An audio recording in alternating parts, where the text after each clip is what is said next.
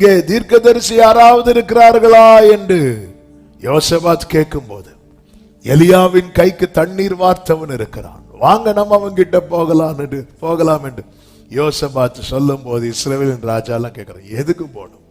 அவன்கிட்ட வார்த்தை இருக்கு. ஆமென். வார்த்தை உடையவன் எதையும் தேடி போக மாட்டான், வார்த்தை உடையவனை எல்லாம் தேடி வரும். தேவன் தம்முடைய சகல பிரஸ்தாபத்தை பார்க்கிலும் தமது வார்த்தையை மகிமைப்படுத்தி இருக்கிறார். எல்லாவற்றை விட அந்த வார்த்தையை மகிமைப்படுத்தி இருக்கிறார். நீங்க அதனாலதான் நீங்க எந்த இடத்துல இருந்தா சரி, உங்ககிட்ட வார்த்தை இருக்கா? பார்வோன் கண்ட சொப்பனத்துக்கான வார்த்தை யோசேப்பு கிட்ட இருக்கிறது.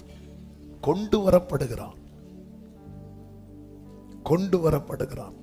ஆகாபால மிகவும் பகைக்கப்பட்டவன் மிகாயா. இப்ப யுத்தத்துக்கு போனோம். யோசபாத்தையும் கூப்பிட்டு 2 பேரும் சேர்ந்து யுத்தத்துக்கு போலான் இருக்கும் போது யோசபாத்து சொல்றாரு, வார்த்தையை கேட்டுட்டு போலாமா அப்படின்னு.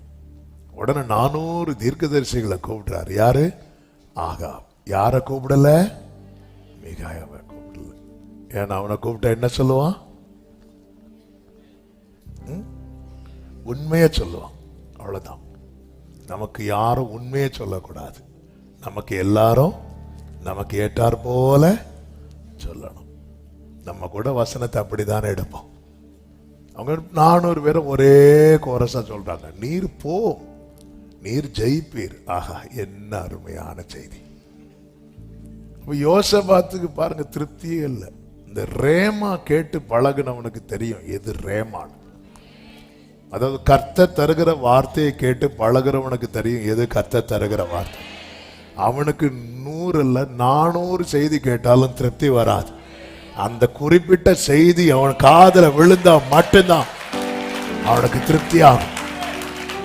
செய்திகளுக்கு பஞ்சமே கிடையாது.